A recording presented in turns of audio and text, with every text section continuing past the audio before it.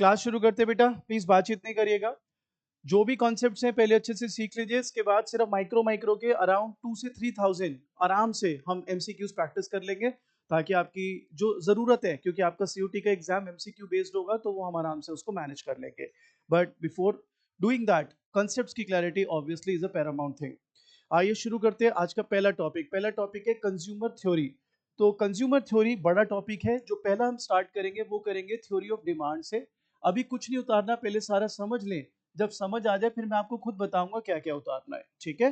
तो आइए शुरू करते हैं थ्योरी ऑफ डिमांड। सोच के बताइए, डिमांड किसके पॉइंट ऑफ व्यू से देखोगे? कंज्यूमर के पॉइंट ऑफ व्यू से कि प्रोड्यूसर के पॉइंट ऑफ व्यू से?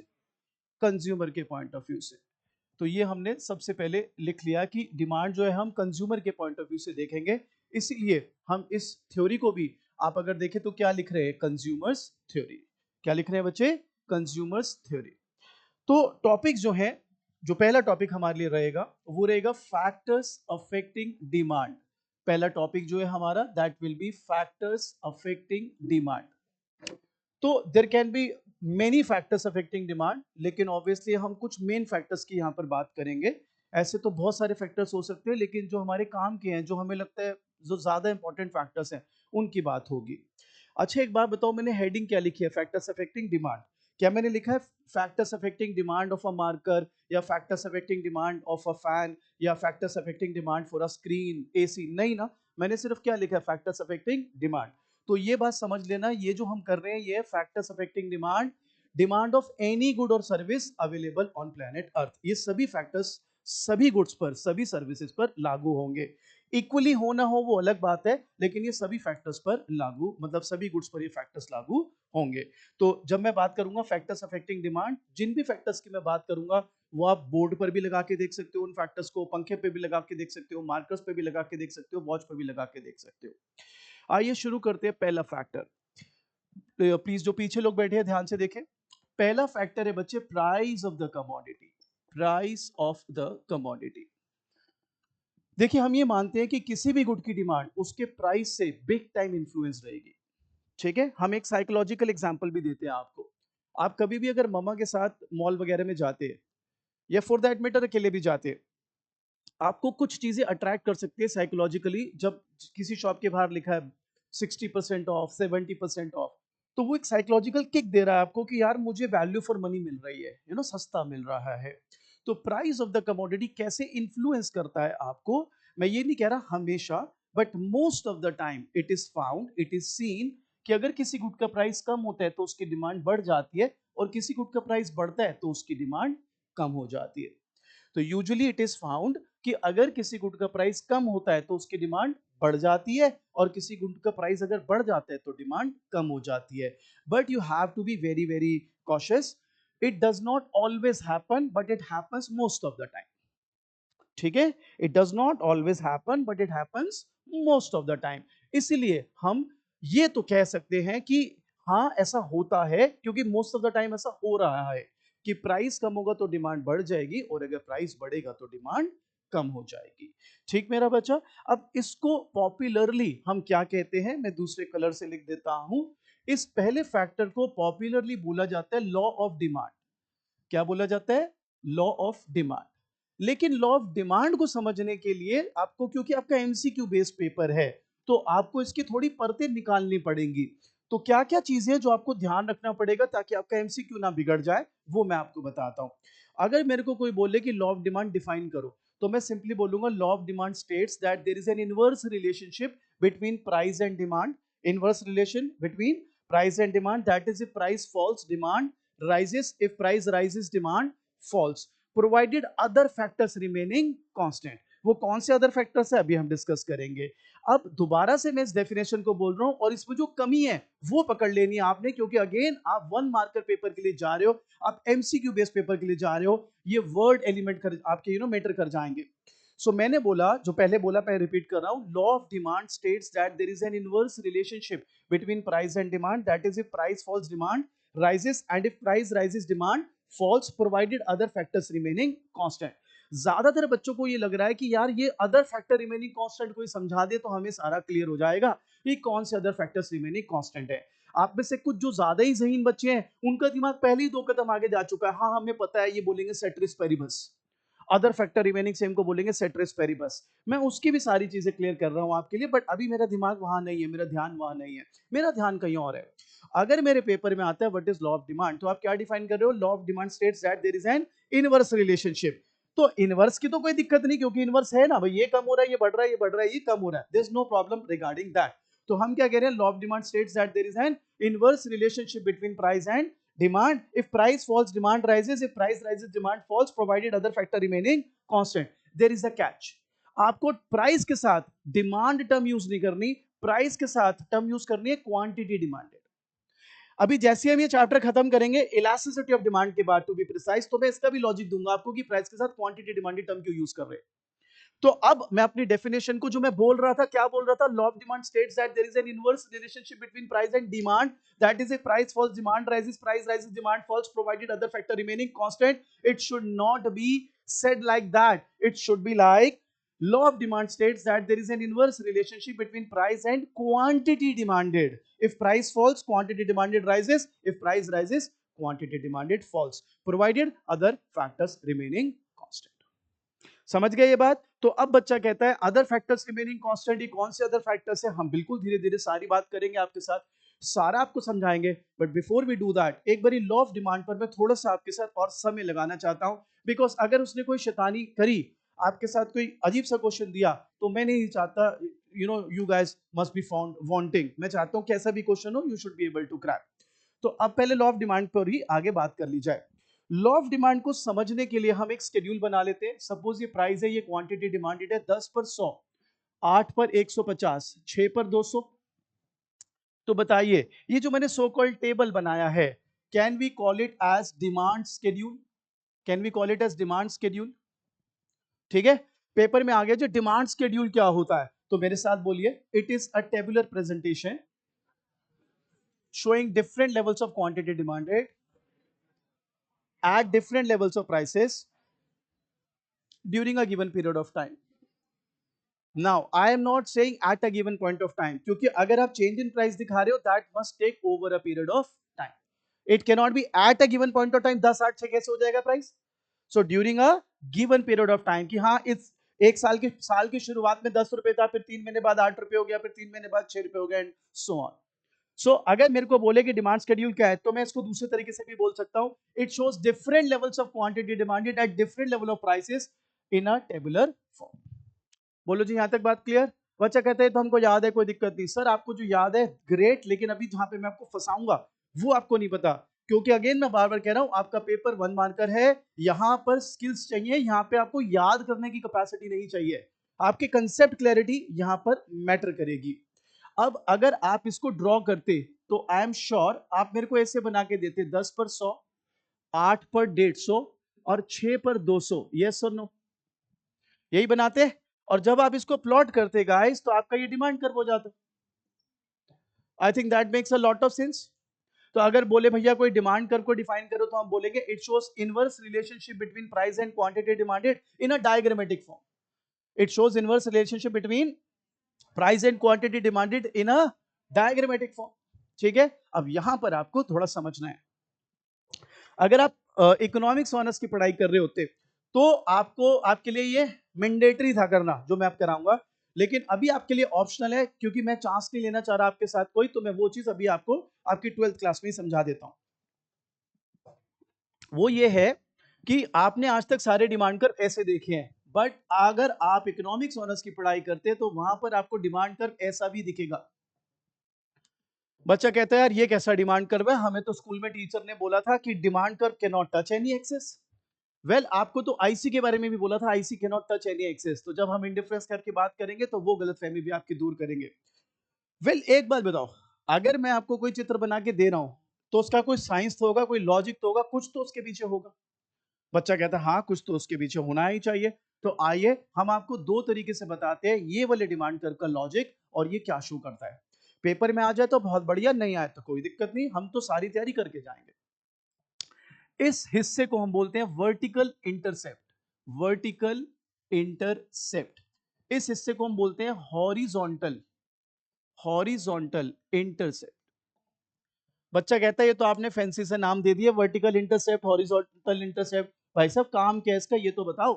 मैं आपको बताता हूं। वर्टिकल इंटरसेप्ट बताता है, क्योंकि आप यहां पर प्राइस ले रहे हैं, यहां पर क्वांटिटी ले रहे हैं माइंडेड, तो वर्टिकल इंटरसेप्ट आपको बताता है किस प्राइस पर डिमांड जीरो हो जाएगी। किस प्राइस पर, इस अगर ये प्राइस रखा तो डिमांड क्या हो जाएगी, जीरो। और हॉरिजॉन्टल इंटरसेप्ट ये बताता है कि अगर आप जीरो प्राइस रखो किसी गुड का तो मैक्सिमम डिमांड कितनी होगी। तो वर्टिकल इंटरसेप्ट क्या बता रहा है, कौन से मैक्सिमम प्राइस होगा जिस पर डिमांड जीरो। एक बात बताओ, आप भले करोड़पति हो, लेकिन प्याज अगर मैं 3,000 रुपए किलो बेचूंगा तो आप शायद नहीं लोगे। It's not about whether you can afford it or not, it's about whether you are willing to pay that much or not. तो आपकी जो विलिंगनेस है मैक्सिमम प्राइस पे करने की, उसको हम इकोनॉमिक्स में बोलते हैं रिजर्वेशन प्राइस। क्या बोलते हैं? सो बेसिकली रिजर्वेशन प्राइस बता रहा है ये वो प्राइस है जिस पर कंज्यूमर मे नॉट बाय, तो इसलिए डिमांड क्या हो गई, जीरो। अच्छा, अब कई बच्चे दूसरे पहलू पे लड़ाई करना चाहते हैं, करें, लेकिन पहले बात तो सुन लें। मैं आपको हॉरिजॉन्टल इंटरसेप्ट क्या कह रहा हूं कि जब गुड का प्राइस जीरो होगा तो आप मैक्सिमम कितनी डिमांड करेंगे वो बताता है हॉरिजॉन्टल इंटरसेप्ट। अब आप में से कई यहां पर ज्ञानी जो बैठे, करीबन 100 बच्चा बैठा है, सब लोग पता है क्या सोच रहे होंगे, यार जीरो प्राइस पे अगर मेरे को गुड मिल रहा है तो मैं क्वांटिटी फिक्स क्यों करूंगा, जितना मर्जी करूं, जितना मर्जी कंज्यूम करूं, फ्री में तो मिल रहा है। ऐसा नहीं होता। आपको फ्री में लंगर मिल रहा है तो आप क्या सुबह से शाम के बैठ के आलू पूड़ी खाते रहोगे? एक लिमिट आएगी, आप कहोगे बस हो गया मेरा भाई। मैं इसको रिलेट करके दूंगा मार्जिनल यूटिलिटी कर्व से। आपने एक पॉइंट सीखा था बचपन में, when MU is zero TU is maximum.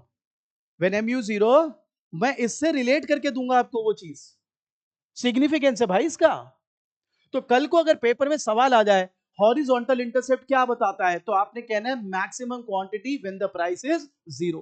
Paper में सवाल आ जाए वर्टिकल इंटरसेप्ट क्या बताता है, तो आपने कहना है when consumer may not buy any good or consumer is buying zero at higher price. अगर पेपर में सवाल आ जाए what is the highest price called as which the consumer is willing to pay for a good, we will answer it as reservation price. क्या कहते हैं उसको, रिजर्वेशन प्राइस, जो मैक्सिमम प्राइस है हमारा। अब सर हमने तो कभी ऐसा देखा नहीं, क्योंकि आपके सिलेबस के अंदर इसका यूज नहीं था, इसलिए आपके रिस्पेक्टिव टीचर्स ने सिर्फ ये वाला डिमांड कर बनाया। लेकिन सर अब जो पेपर सेट होगा, हमें क्या पता कौन से माइंडसेट से वो पेपर बना रहा है, तो हम उस टॉपिक से रिलेटेड सारी चीजें साथ ही क्लियर करते हुए निकल जाएंगे। जी मेरा बच्चा, नहीं बिल्कुल भी नहीं, क्योंकि कंज्यूमर थ्योरी है, it has nothing to do with supply. ठीक है, nothing to do with supply whatsoever. हाँ, इसको मैं यूटिलिटी एमयू करके साथ जरूर रिलेट करूंगा जब हम यूटिलिटी का टॉपिक करेंगे। हालांकि जब आप छोटे थे तो आपकी कंज्यूमर थ्योरी आपके रिस्पेक्टिव टीचर ने शुरू करी थी यूटिलिटी से, the TU MU law of DMU and all. ठीक है, हम थोड़ा अलग स्टाइल में करते हैं, हम पहले डिमांड ईडी खत्म कराएंगे, देन आपको आपके यूटिलिटी और आईसी के एनालिसिस पर लेकर जाएंगे।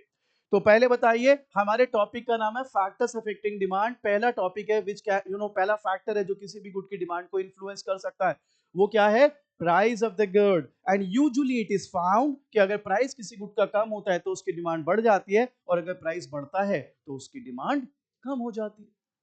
क्लियर ये बात? Again I am not saying always, ऐसा मैं क्यों कह रहा हूं वो भी अभी आपको आज की क्लास में पता चल जाएगा why I am saying so, but most of the time it does happen. And because of this economist इसको बोलते हैं लॉ ऑफ डिमांड।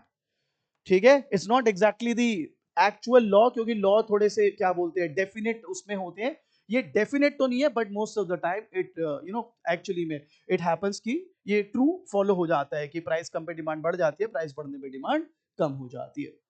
एक छोटा सा एग्जांपल और दे देते हैं। अगर मैं आपसे बोलूं कि एक समोसा 15 रुपए का और दो समोसे 20 रुपए के, तो आप क्या खाना पसंद करेंगे, एक या दो? क्योंकि आपको यहाँ पे दिमाग कह रहा है कि यार अगर मैं दो लेता हूं तो मुझे तो 10 रुपए का पड़ रहा है एक समोसा, तो फिर इसीलिए वो ट्रिक करता है आपको दिमाग वैल्यू फॉर मनी के लिए कि यार मेरे को सस्ता पड़ रहा है तो मैं ज्यादा खरीदूंगा। अब आप में से कई जिद्दी आ जाएंगे, और मेरे को तो भूख ही एक की है। तो भाई तुम्हारे लिए ही मैंने बोला मोस्ट ऑफ द टाइम। ठीक है, अब अगर आप अड़ी जाओ जिद लेके कि नहीं भाई मैं तो नहीं मानूंगा, मत मान भाई, तू अनोखा है, अच्छी बात है भाई, लेकिन हम तो आम लोगों की भाषा में बात कर रहे हैं। आम आदमी 20 रुपए के दो मिल रहे तो वो दो ही समोसे खाएगा, एक के 15 की बजाय। नहीं मेरे को तो एक की भूख है, तेरी मर्जी भाई, तेरे पैसे तेरी लाइफ। समझ गए बात? श्योर हो जी? तो पहला फैक्टर कौन सा था, प्राइस ऑफ द कमोडिटी। तो लॉ ऑफ डिमांड अगर पेपर में आ जाए तो मुझे बताना मैं सही बोल रहा हूं कि गलत। Law of demand states that there is a positive relationship between price and quantity demanded, inverse relationship. अच्छा मैं दोबारा बोल देता हूं, गलती हो गई।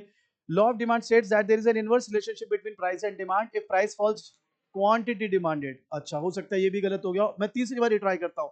Law of demand states that there is an inverse relationship between price and quantity demanded if price falls quantity demanded rises, if price rises quantity demanded falls provided other factors do not remain same. Remain same. अब ये जो other factors remaining same है उनको हम बोलते हैं ceteris Paribas. उसके बारे में भी मैं आपको बताऊंगा कि इसको सेट्रिस पेरिबस क्यों बोला जाता है। कई बच्चों का सवाल हो सकता है कि आप अगर टीचर से सवाल करो कि भाई सेट्रिस पेरिबस क्या है, तो आपको टीचर बोलेगा सेट्रिस पेरिबस का मतलब अदर फैक्टर रिमेनिंग कांस्टेंट। आप कहोगे सर वो तो मैंने अंग्रेजी में बोल ही दिया।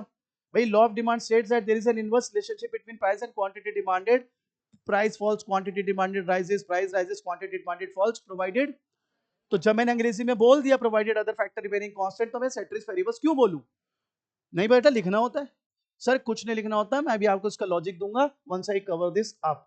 आपको बताऊंगा इसका रीजनिंग क्या है, why do we write ceteris paribus. हर चीज लॉजिक के साथ करोगे मजा ही आ जाएगा आपको। हल्का सा हिंट दे देता हूं, it has a lot to do with a particular language and an economist who has found this theory or who has contributed to this theory much, Alfred martial.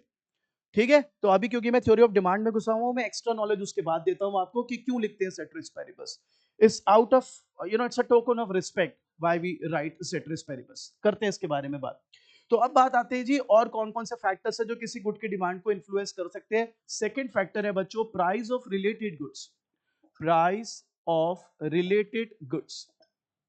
Well related goods दो type के हैं बेटा, substitute goods and complementary goods.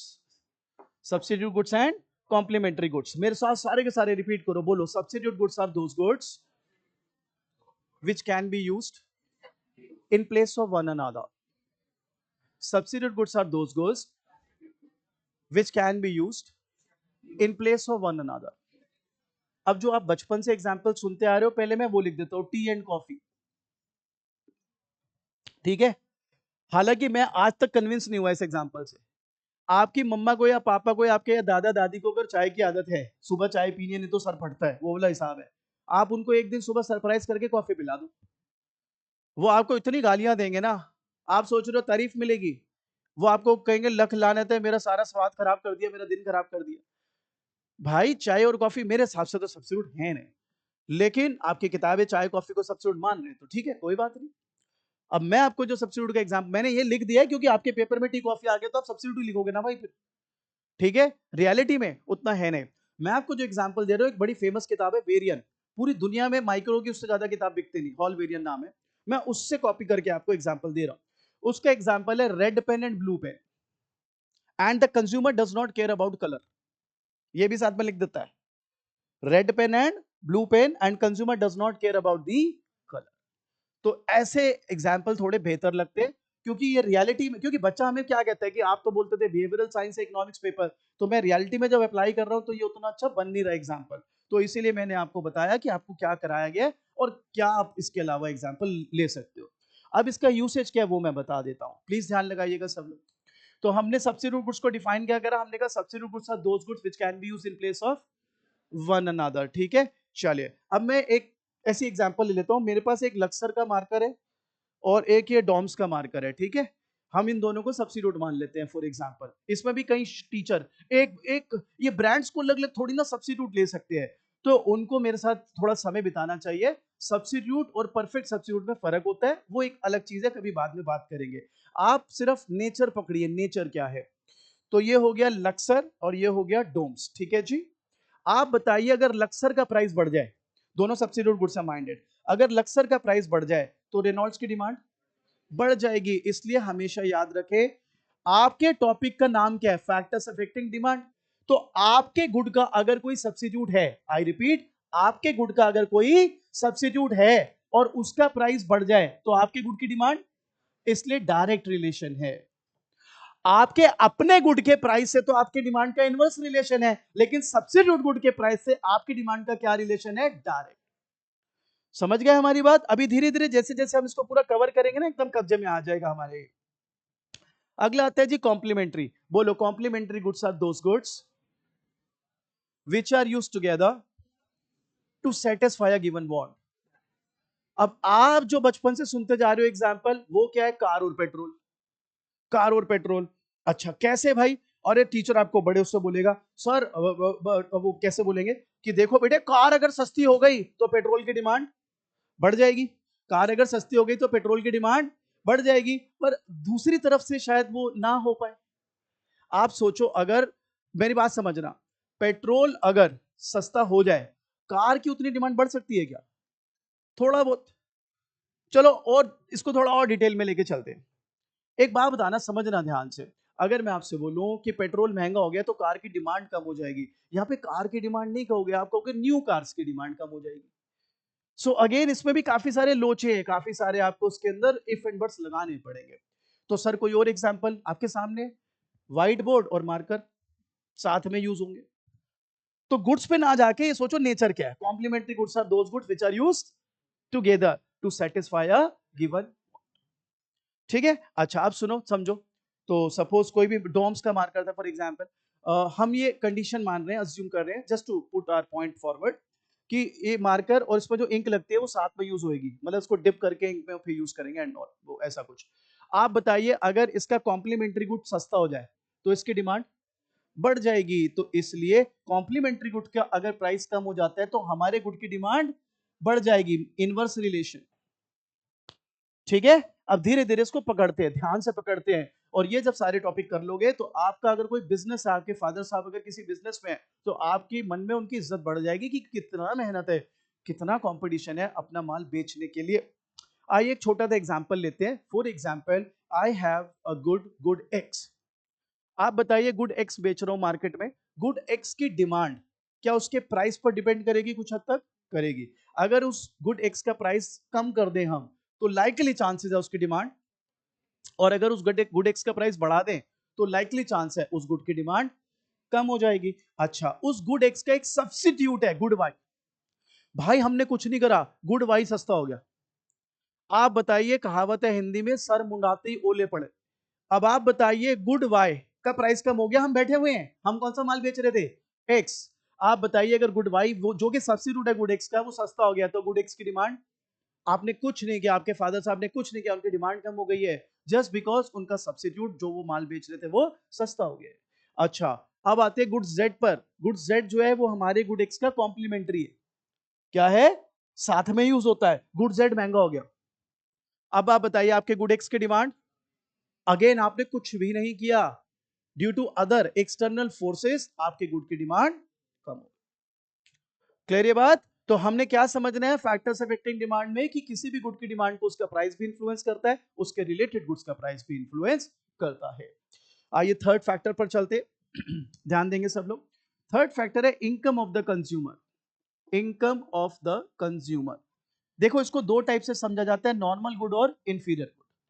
और इतनी गलत फहमियां है इसको लेके, इतनी गलत फहमियां है कि मैं आपको क्या बताऊं।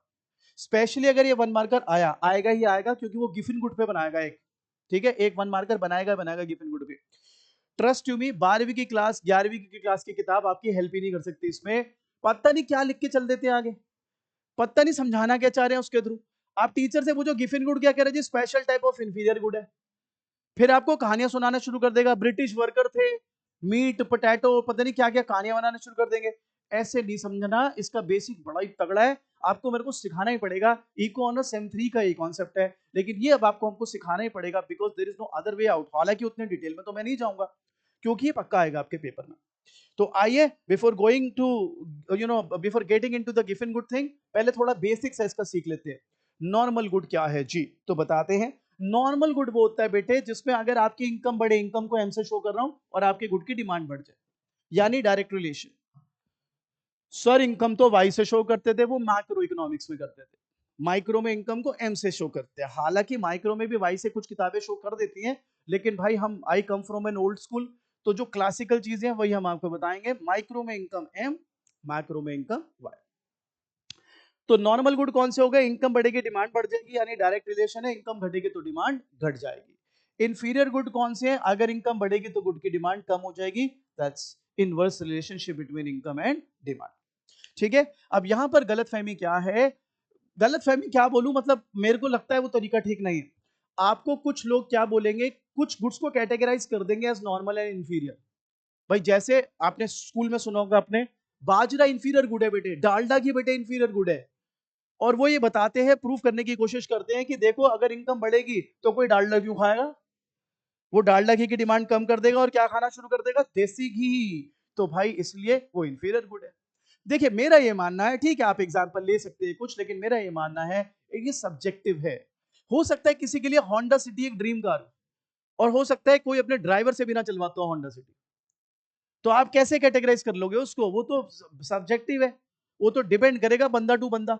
तो बेसिकली बेटर ये है कि आप बस इसका कंसेप्ट समझ लो कि अगर कंज्यूमर की इनकम बढ़ने पर वो डिमांड बढ़ा रहा है तो उस कंज्यूमर के लिए वो गुड नॉर्मल है, और अगर कंज्यूमर अपनी इनकम बढ़ाने पर उस गुड की डिमांड कम कर रहा है तो उस कंज्यूमर के लिए उस वो गुड क्या है, इंफीरियर।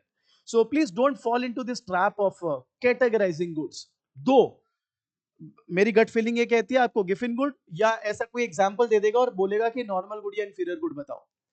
तो मैं आपको एक वैसे एग्जांपल दे देता हूं, हालांकि आपकी जरूरत है बट एक्चुअली भी मैं आपको जो बता रहा हूं नेचर पकड़ के करेंगे तो ज्यादा अच्छा रहता है। तो एक बात बताइए, आप में से किसी ने दिल्ली में बस से, जो ट्रांसपोर्ट वाली जो पब्लिक ट्रांसपोर्ट, बस से सफर किया है? एनीबॉडी? भाई इतने सारे एक ने भी नहीं किया है।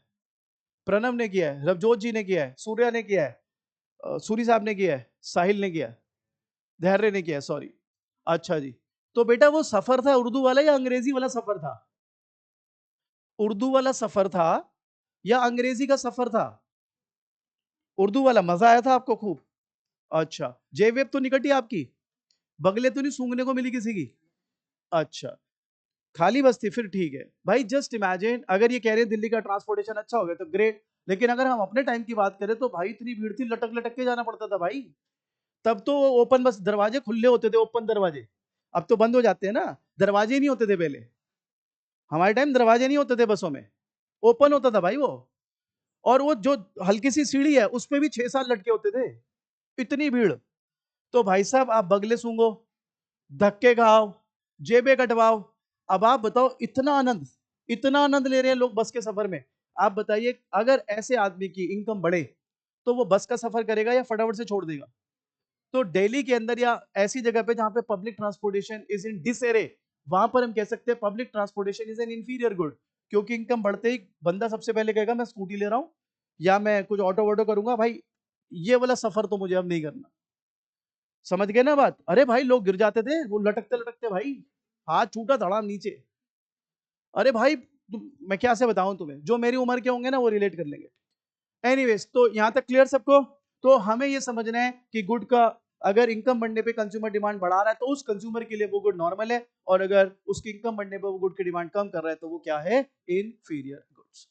Is that clear? अब उसी गुड पर वापस आते हैं, गुड एक्स। गुड एक्स वालों ने, आपके पापा जी का है वो गुड एक्स जो बेच रहे हैं वो अपने बिजनेस में, उन्होंने अपने गुड का प्राइस कम कर लिया। तो बताइए आपके पापा के उस गुड की एक्स की डिमांड क्या, चांसेस क्या है, बढ़ जाएगी? सब्सिट्यूट सस्ता हो गया उनका, सब्सिट्यूट महंगा हो गया उनका तो बढ़ेगी, कॉम्प्लीमेंट्री सस्ता हो गया तो शाबाश, कंज्यूमर की इनकम बढ़ गई है। अब ध्यान से सुनना ये बात, कंज्यूमर की इनकम बढ़ गई है इन जनरल जो आपका गुड खरीदते हैं। आप बताइए किस बात पर ये डिपेंड करेगा कि आपके गुड की डिमांड उस कंज्यूमर ने बढ़ानी है या कम कर देनी है? अब ये तो आप कह रहे हो नॉर्मल इंफीरियर है, साथ में ये ऐड करिए कि उस कंज्यूमर के लिए आपका गुड नॉर्मल है या इंफीरियर। तो अगर उस कंज्यूमर के लिए आपका गुड नॉर्मल है और उसकी इनकम बढ़ रही है तो वो डिमांड बढ़ाएगा, उस कंज्यूमर के लिए अगर आपका गुड इंफीरियर और उसकी इनकम बढ़ रही है तो वो आपकी डिमांड कम कर देगा। ठीक है? अब कई बच्चे यहाँ पे लड़ाई करते हैं, व्हाट इफ मेरे पापा बेचते ही डालडा घी हो तो वो गुड एक्स डालडा घी है? तब आई एम सॉरी, आपके लेवल के हिसाब से प्री कंसीव नोशन लेते हुए, बाइस्ड होते हुए हमें यह मानना पड़ेगा that good is an inferior good. तो आपको दोनों तरीके से लड़ाई करनी पड़ेगी। कुछ गुड्स को वो कैटेगराइज कर रहा है, हालांकि मैं बार बार कह रहा हूं सब्जेक्टिव चीज होती है, किसी गुड को इंफीरियर या नॉर्मल कहना, बट अगर गुड फंसा दे वो आपको कि यही गुड है, देन आपको अपनी बुद्धिमत्ता का इस्तेमाल करना है, सोचना है कि यार ये गुड नॉर्मल सेंसेस में नॉर्मल है या इंफीरियर। क्लियर ये बात? तो आते हैं चौथे फैक्टर पर। आइए चौथा फैक्टर देखते हैं। चौथा फैक्टर है taste and preferences of consumers. Taste and preferences of consumers. तो मेरे साथ मेरी बात सुनिए, बताइए ये अच्छा है, मतलब आपको क्लिक कर रहा है नहीं कर रहा? If a consumer likes a particular commodity, he will buy that even at high prices. But if he does not like it, he will not buy that even at low prices. जायज बात है? चलो, अब जो girls है सारी यहाँ पर, ये तुम लोगों को मिरर सेल्फी लेने की बड़ी आग है। कभी मैंने किसी लड़की का ये मिरर सेल्फी नहीं देखी जिस पर पीछे फोन पे लिखा हो लावा मोबाइल। एप्पल से लेंगे, सैमसंग, मतलब हाई एंड, या तो छुपा देंगे ब्रांड। ये मेरे को एक बात बताओ, लावा मोबाइल में क्या दिक्कत है? लावा मोबाइल से क्यों नहीं लेते आप अपनी मिरर सेल्फी? बोलो भाई, बोलो, समझ गया जी।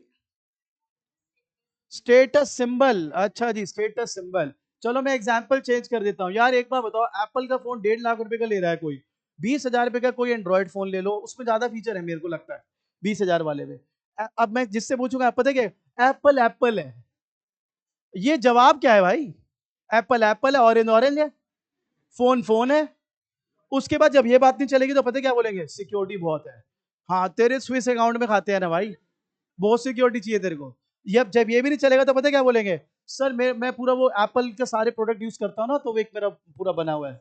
क्या वो उस, हाँ वो एप्पल इको सिस्टम, वटेवर जो भी आप कह सकते हो, मतलब I am using MacBook, I am using से एप्पल वॉच। तो मतलब सारी चीजें उसके पास कन्विंस करने के लिए, why he is ready to buy or ready to spend 1.5 lakh rupees on a damn phone. तो कैच क्या है, if a consumer likes a particular commodity he will buy that even at high prices. लोग चलते फिरते 10 लाख की painting खरीद लेते हैं, खुद समझ नहीं आ रहा क्या बना हुआ, वो पसंद आ गई, कलर कॉम्बिनेशन ऐसा आंखों को भाग गया मेरे, मजा आ गया जी। 10 लाख रुपए, ये लो जी चेक।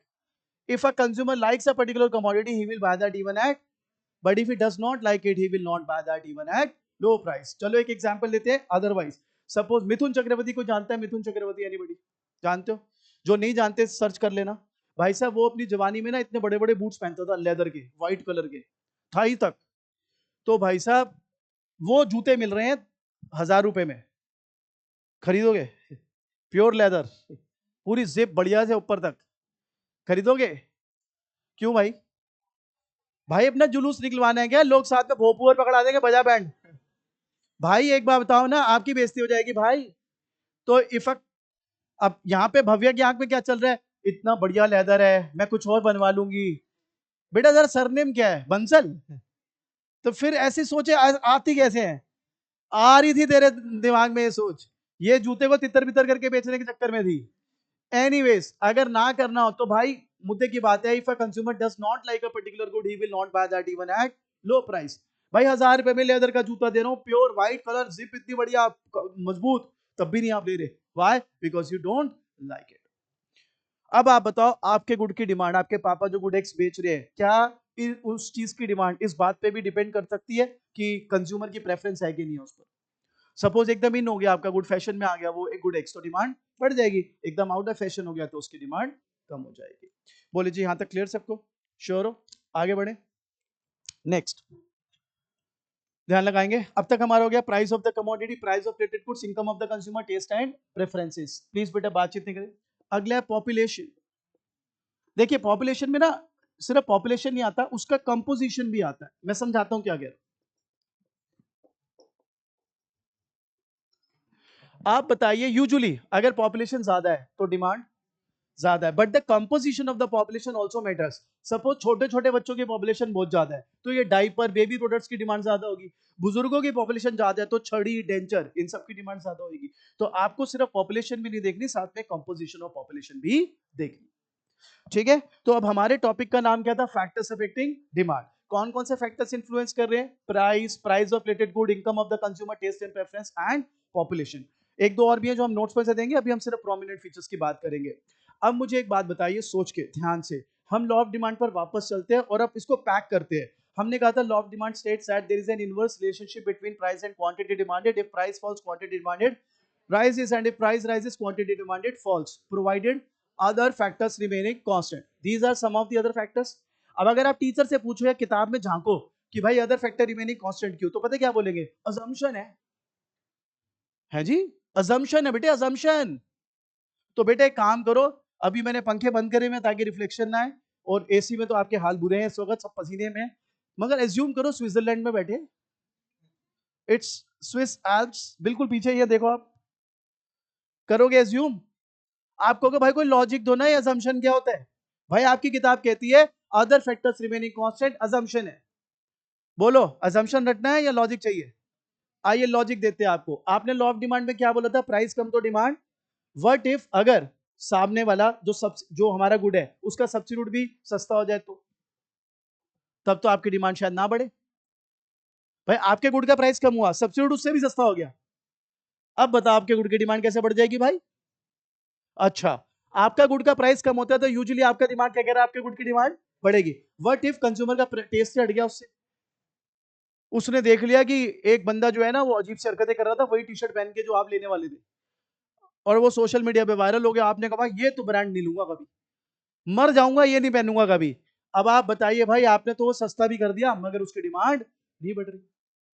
और फैक्टर ले लेते, सपोज ध्यान लगाइए, कॉम्प्लीमेंट्री गुड का महंगा हो गया, आपने तो गुड का प्राइस कम कर दिया लेकिन उसका कॉम्प्लीमेंट्री, तो हो सकता है आपके गुड की डिमांड ना बढ़े। तो भैया ऐसा है, अदर फैक्टर्स को कांस्टेंट रखना ही पड़ेगा if you want to be sure that this relationship holds true.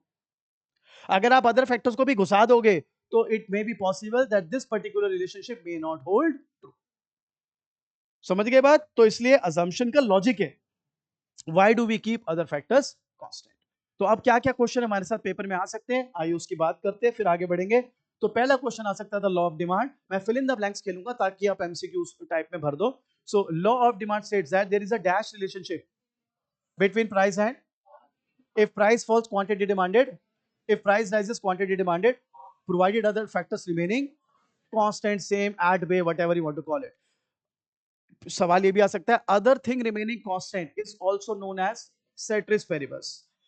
when we say vertical intercept, it shows maximum quantity or zero quantity, zero quantity। horizontal intercept, it shows, when we say vertical intercept, it shows maximum price or zero price, maximum price। when we say horizontal intercept, it shows zero price, maximum quantity, zero price। अच्छा जी, other factors में आ गया related goods, substitutes and complementary. किस पे direct relation है? Substitute. किस पे inverse relation है? कॉम्प्लीमेंट्री। अगर गुड की डिमांड बढ़ रही है विद राइज इन इनकम तो वो गुड क्या है? Normal good. और अगर गुड की डिमांड बढ़ रही है और इनकम घटने पर तो वो गुड क्या है? Inferior good. एंड बाकी के फैक्टर्स हमने देख लिए। अब इनकी एप्लीकेशन कैसे आती है पेपर में वो भी आपको सिखाता हूं। उससे पहले आप चाहें तो सीधा इसकी फोटो खींच लें और फिर मैं अगला टॉपिक शुरू कर लेता हूं। फोटो खींच लीजिए प्लीज।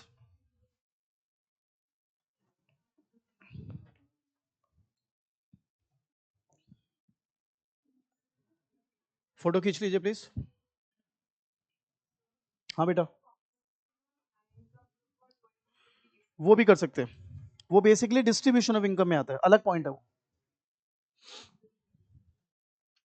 हाँ जी, पीछे वाले सबने कर ली, फोटो खींच ली। अब मेन जो इसमें से क्वेश्चन बनेगा ना थ्योरी ऑफ डिमांड में से, वो अब जो आप क्वेश्चंस जो अब आप सेट ऑफ टॉपिक करेंगे उसमें से आने वाला है। मेक श्योर अगले 15-20 मिनट ये जरा ज्यादा ही ध्यान से देखें, बिकॉज इसी में से सवाल आएगा और जरूर आएगा। मेक श्योर इस पर आपकी पूरी कमांड हो। बाकी तो मैं नोट्स दूंगा ही आपको, बेसिक, ज्यादा डिटेल नोट्स नहीं दूंगा क्योंकि आपकी जरूरत नहीं है। हाँ, 2-3 हजार एमसीक्यूज आपको करने पड़ेंगे सो दैट आपका अच्छा स्ट्रांग होल्ड आ जाए इस टॉपिक पर, पूरी माइक्रो पर रात। अब जो अगले टॉपिक है बड़े शानदार है, आप सभी से विनती है ध्यान से इनको सीखना है। अब मैं आपसे कहता हूं price 100, quantity 100, price 10 rather, quantity 100, दोनों सेम है। प्राइस 5 किया ये 150, ये 10 पर ही 150, ठीक है जी। तो मुझे बताओ दोनों में क्या डिमांड या क्वांटिटी डिमांडेड बढ़ रही है नहीं बढ़ रही? पहले में किस वजह से बढ़ रही है? प्राइस। तो याद रखना अगर प्राइस कम होकर डिमांड बढ़ जाए, अगर प्राइस कम होकर डिमांड बढ़ जाए तो इसको बोलते हैं एक्सपेंशन इन डिमांड। क्या बोलते हैं? Expansion in demand. अब कुछ किताबें पता नहीं क्यों, कोई टर्म ही नहीं है ये, कुछ किताबें आपकी लिख देंगी एक्सटेंशन। क्या लिख देंगी? एक कोई टर्म ही नहीं है ये। तो आप फिर भी याद रख लो क्योंकि अंधों के शहर में दूरबीन तो बेच नहीं पाओगे। तो कल को उसने एक्सटेंशन दे दिया पेपर में तो आप समझ लेना वो एक्सपेंशन की ही बात हो रही है। तो एक्सपेंशन क्या है? एक्सपेंशन है जब भी गुड की डिमांड बढ़े due to fall in price. ठीक है भाई, तेरी कौन सी भैंस डूब गई पानी में, इधर देख। तो अगर प्राइस कम होने पे डिमांड बढ़ जाए तो उसको क्या बोलना है? एक्सपेंशन। अगर अदर फैक्टर्स की वजह से डिमांड बढ़ जाए तो उसको बोलते हैं increase in demand. Other factor, sir बच्चा कहता सर प्राइस तो कम हुआ नहीं डिमांड कैसे बढ़ गई? प्राइस तो कम हुआ नहीं, डिमांड कैसे बढ़ गई? अरे क्यों नहीं बढ़ सकते? हो सकता है सब्स्टिट्यूट महंगा हो गया, आपके प्राइस में कोई चेंज नहीं आया, सब्स्टिट्यूट महंगा हो गया तो आपके उनकी डिमांड बढ़ गई। हो सकता है कॉम्प्लीमेंट्री सस्ता हो गया, डिमांड बढ़ गई। हो सकता है आपका गुड नॉर्मल हो, कंज्यूमर की इनकम बढ़ गई हो, डिमांड बढ़ गई, हो सकता है टेस्ट एंड प्रेफरेंस आ गया हो, डिमांड बढ़ गई, हो सकता है पॉपुलेशन बढ़ गई हो, डिमांड बढ़ गई, कोई भी रीजन हो सकता है जो बिना फॉल इन प्राइस के भी आपके गुड की डिमांड बढ़ा सकता है। अब अगर आप इसका डायग्राम बनाओ, ध्यान देंगे, 10 पर 100, 5 पर 150, ये डिमांड का स्टार्ट कहां से किया था, एंड अप कहां हो रहे हो, इसको बोलेंगे downward movement along demand curve. क्या बोलेंगे? और अगर इसको प्लॉट करते हो बंधु, तो 10 पर 100 ये एक डिमांड का, 10 पर ही कितना हो गया, 150, नहीं तो अभी तो कोई ट्रायल नहीं है, 7th को है मैम, वेट कर लीजिए, वेट कर लीजिए। हाँ जी, तो ये हो गया आपका, ये वाले को हम क्या बोलेंगे, rightward shift in demand curve. क्या है बेटा, rightward shift in demand curve. इसको क्या बोलना है, downward movement along demand curve, और दूसरे को क्या बोलना है, rightward shift in demand curve. अभी धीरे धीरे बात बनेगी और बड़ा इंटरेस्टिंग होने वाला है मामला, ठीक है, 1 मिनट देंगे जरा। बोल दिया मैम? हाँ जी बेटा, फटाफट आइए बेटा, आज तो कोई ट्रायल नहीं है, 7 अप्रैल से है मेरा बच्चा आपके ट्रायल, दैट्स नेक्स्ट मंडे, या 7 अप्रैल 4 PM। हाँ जी प्लीज गाइस, प्लीज फोकस। हाँ जी, यहां तक क्लियर सबको? चलिए लास्ट पे इधर देखिए, अब मैं आपसे कहता हूं इसी को छेड़ देते हैं, अलग कर देते हैं। प्राइस पर प्राइस 10, क्वांटिटी 100, प्राइस 10, क्वांटिटी 100, ध्यान देने बेटा, 15 पर 50, 10 पर ही 50। तो पहले मैं बताओ डिमांड किस वजह से कम हो रही है? अगर प्राइस बढ़ने पर डिमांड कम हो जाए तो उसको बोलना है कॉन्ट्रैक्शन। क्या बोलना है? और अदर फैक्टर्स की वजह से अगर डिमांड कम हो जाए तो क्या बोलना है, डिक्रीज इन डिमांड। क्या बोलना है? अबे और गंदा मुंह बना ले, ध्यान लगाए इधर पे, ऐसा करे तो शमशान में बैठा हुआ है। 10 पे 100, 10 पर 100, अब ध्यान देना, यहां पर ये हो गया 15 पर 50, ये आपका डिमांड कर्व। आप बताओ ए से कहां जा रहे हो, बी, क्या बोलोगे, upward movement along demand curve. और अगर इधर देखेंगे बेटा तो ये डिमांड कर्व है, ये लेफ्टवर्ड शिफ्ट हो गया, इसको क्या बोलेंगे, leftward shift in demand curve. क्या बोलेंगे guys, leftward shift in demand curve. अब आएगा मजा, वो मजा आपको अच्छे से एंजॉय करना है, क्योंकि पेपर में जो क्वेश्चन आएगा वो आएगा रिलेटेड टू द टर्म्स।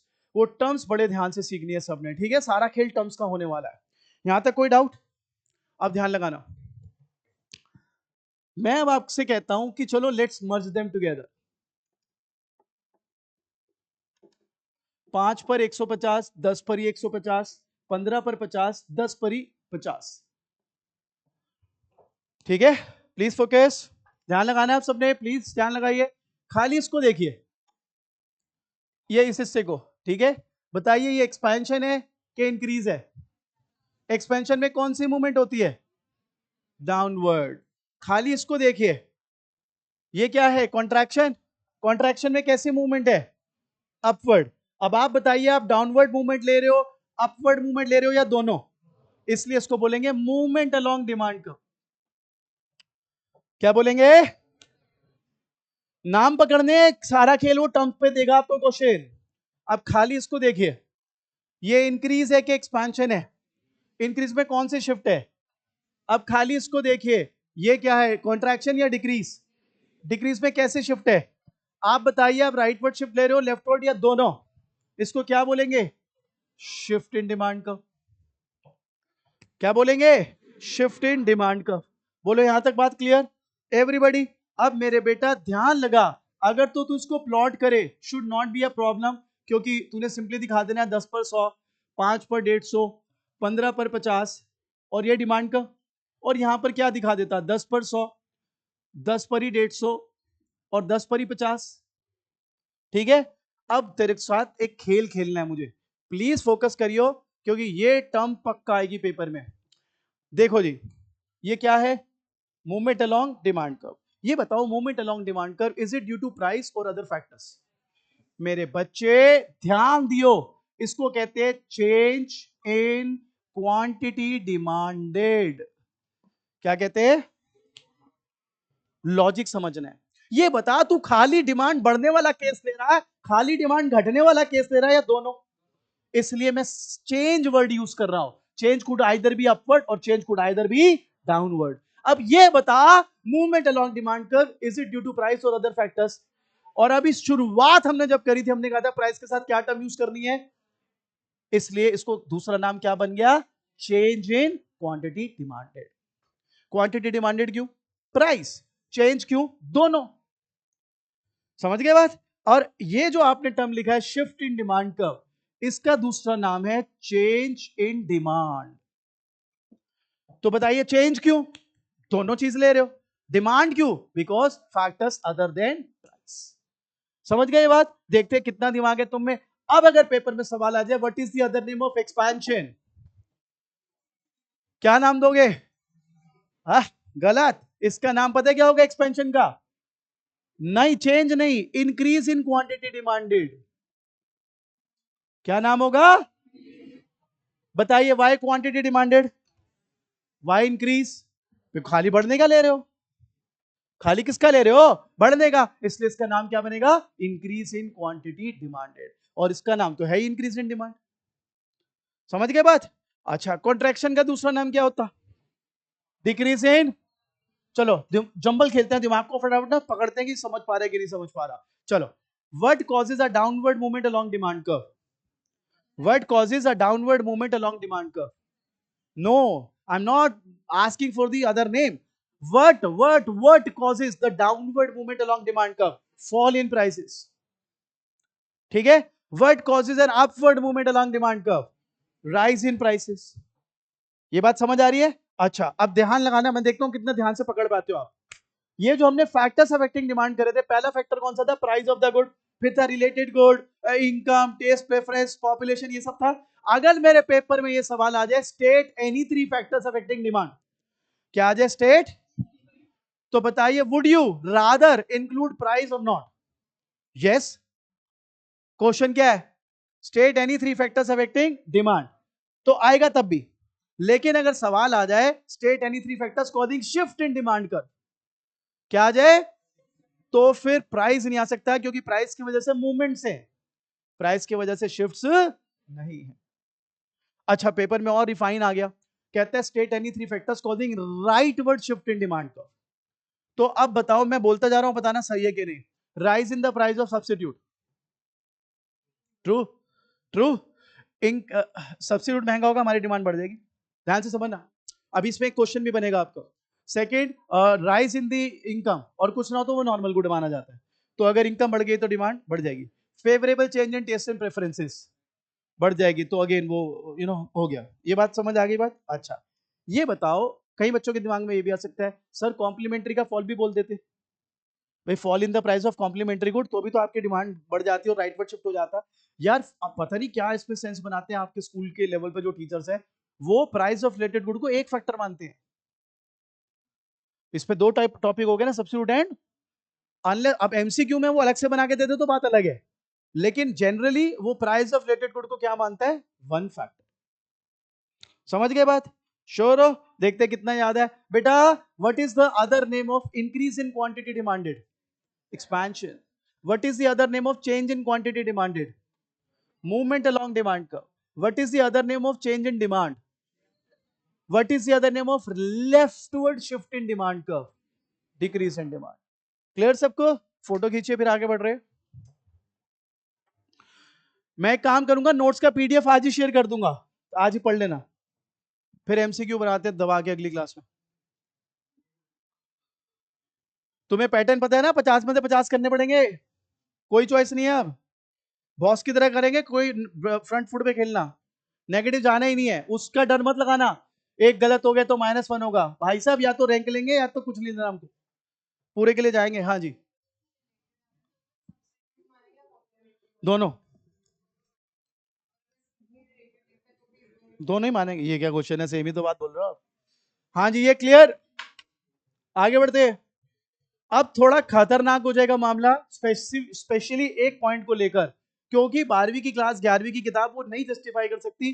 अगर आपको फिर भी अफगानी कीड़ा लगा हुआ है कि मेरे को तो डिटेल में सिखाओ, तो मेरे को व्हाट्सएप कर देना, मैं इक्वानस सेम 3 के नोट्स और वीडियो शेयर कर दूंगा अपनी, समझ सको तो समझ लेना भाई क्या है कॉन्सेप्ट। लेकिन अभी उतना मैं डिटेल में नहीं जा पाऊंगा, बहुत छोटे हो, सुई की जरूरत है, मैं तलवार चला दूंगा, पता लगा यहाँ से कोई टांग कटवा के जा रहा है, किसी का कान कटा हुआ है, कह रहे भाई साहब ये तो जो आंख पे आ गया हमारे तो जख्मी कर दिया। तो हम आराम आराम से जितना आप पचा सकते हो उतना ही कराएंगे।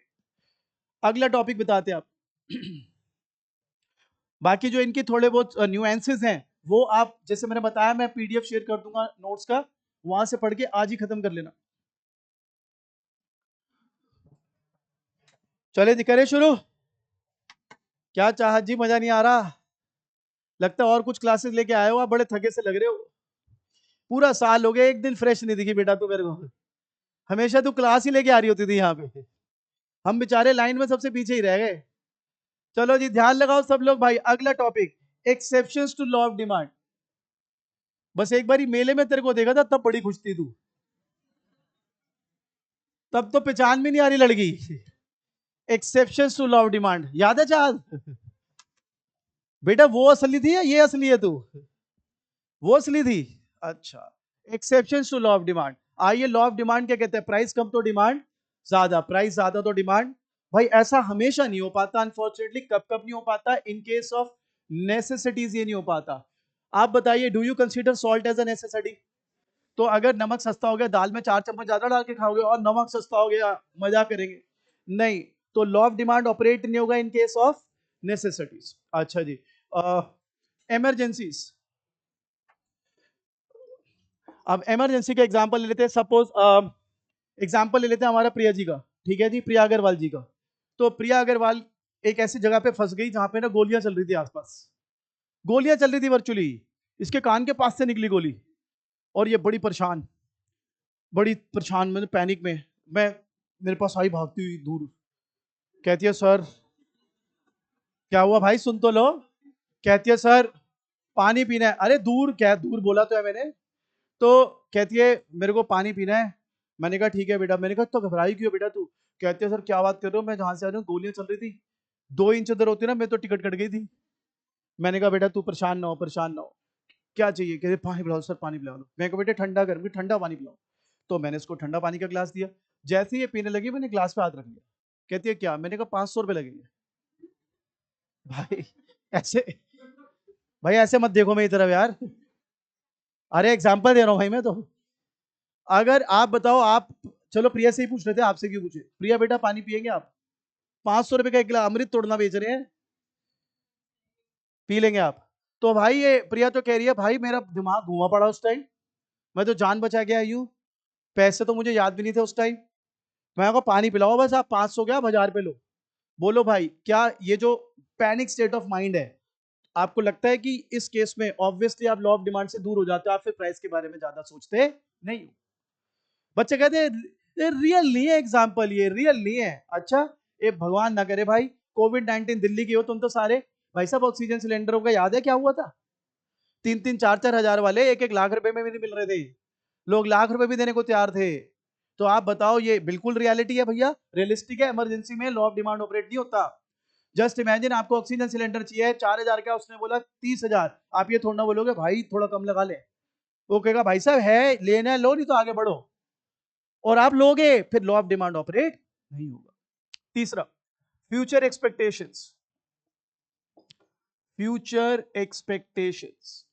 आप बताइए, ये 20 रुपए का मार्कर है, कल 22 का हो जाएगा। मिष्टी आज 21 रुपए में ले लेगी बेटा? आज 20 का है, कल 22 का हो जाएगा। आज लेना है मेरे से तो मैं 21 रुपए में दूंगा, खरीदेगी? बोल बेटा, खरीदेगी? आप बताइए, मैंने 20 का मार्कर कितने में बेचा? लॉ ऑफ डिमांड के अनुसार अगर प्राइस बढ़ जाए तो डिमांड कहां कम हुई? खरीद रही हो तो। अच्छा, कल ये 18 का हो जाएगा, आज 19 में ले ले बेटे। क्यों? कल 18 में हो जाएगा। तो लॉ ऑफ डिमांड क्या कहता है? प्राइस कम तो डिमांड ज्यादा। मैं तो 20 का मार्कर 19 में बेच रहा हूँ, नहीं खरीद रही अगली। कह रही ना ना ना मजा नहीं है। क्लियर है बात? श्योर हो? चलूं आगे? अच्छा, तो आई होप यहां तक क्लियर। अब आता है सबसे घटिया पॉइंट, जिसमें मैं पहले हाथ जोड़ के विनती कर रहा हूं, मैं आपको इस वक्त जो टर्म्स बताऊंगा वो आपको रटनी पड़ेंगी सर, क्योंकि आप छोटे हो। मैं देखो झाड़ू नहीं लगा सकता, ये ऐसे वैसे इधर उधर की कहानी जोड़ दी, भाई वो नहीं होएगा। लॉजिक के साथ ही चीज होएगी, लेकिन वो मैं लॉजिक आपके साथ बना नहीं सकता, क्योंकि ना आपको यूटिलिटी फंक्शन पता, ना आपको मैथ्स कैसे यूज करना माइक्रो में वो पता, तो मैं जबरदस्ती नहीं कर सकता। वो कोशिश करूंगा जितना सरल बना सकूं। गिफ्ट इन गुड्स, इस पे क्वेश्चन आएगा बता रहा हूं। गिफिन गुड्स, और नाम कैसा हुआ भाई, रॉबर्ट गिफिन इकोनॉमिस्ट थे, उसके नाम पर बनाए, ठीक है। अब गिफिन गुड्स की जो स्पेशलिटीज हैं या जो फीचर, छोड़ो छोड़ो, जो फीचर्स हैं वो क्या है, प्राइस इफेक्ट पॉजिटिव होता है। क्या होता है, यानी प्राइस ज्यादा तो डिमांड, प्राइस कम तो डिमांड, ठीक है। अब जैसे आप आपके स्कूल के टीचर से पूछोगे, और जिस टीचर ने आपको बोला special type of inferior goods, जो कि इन अ वे ठीक है बात, लेकिन अगर इतना ही बता के छोड़ दिया तो फिर आप उसको फंसा सकते हो टीचर को। कैसे बताता हूं, आप फट से ही अपना दूसरा एक क्वेश्चन पूछना कि अच्छा sir Giffen good special type of inferior, हाँ। अच्छा इसमें प्राइस इफेक्ट पॉजिटिव होता है, हाँ। अच्छा इसका मतलब प्राइस बढ़ने पे डिमांड ज्यादा, प्राइस कम होने पे डिमांड कम, हाँ। सर कोई एग्जांपल दो ना। आपके टीचर ने एग्जांपल देना शुरू किया, बेटे गोल्ड, बेटे शेयर्स, बेटे प्रॉपर्टी।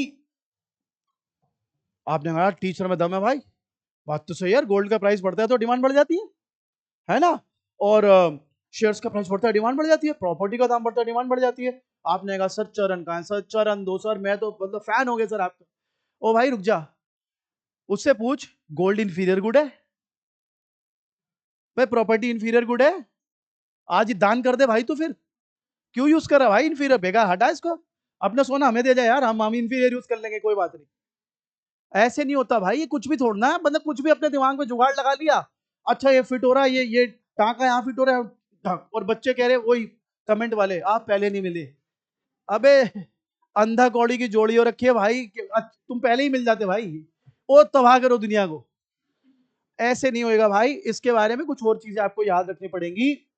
मैं एक टर्म लिख रहा हूं, अगेन इसकी डिटेलिंग इकोनॉमिक्स एंड 3 में मिल पाएगी आपको। वो टर्म क्या है सुन लेना सब, ध्यान देंगे। All Giffen goods are inferior, but all inferior goods are not Giffen,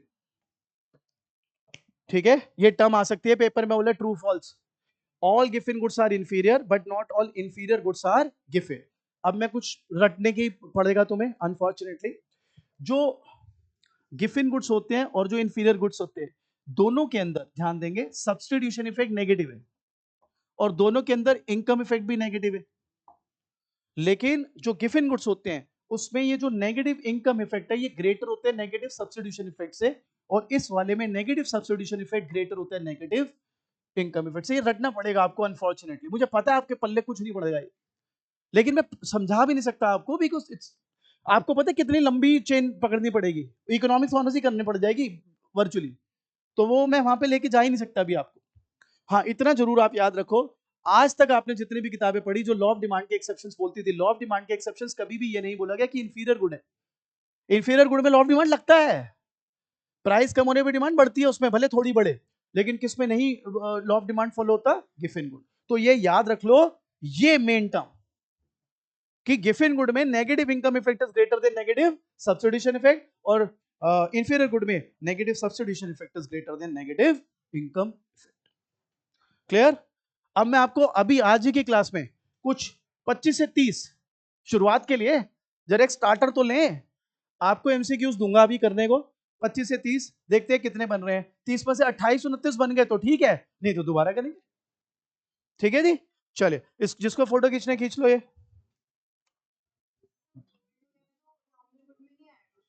तो वही तो, वो डिपेंड, वो सारा डिपेंड करता है समझ गया इस पर,